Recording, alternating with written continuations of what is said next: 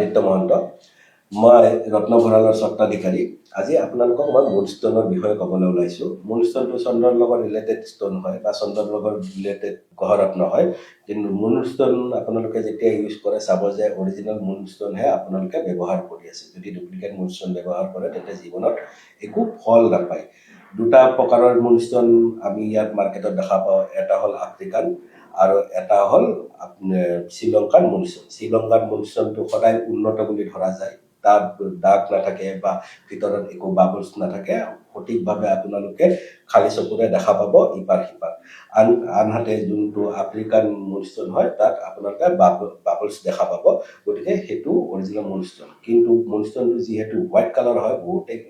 glass কাটি পেলাই moonstone হিচাপে বিক্ৰী কৰে গতিকে মুনষ্টোনটো ব্যৱহাৰ কৰোঁতে আপোনালোকে টেষ্টিং কৰি চাই ল'ব বা নিৰ্ভৰযোগ্য প্ৰতিষ্ঠানৰ পৰাহে ল'ব যাতে সেইটো ৰিপ্লেচ হয় বা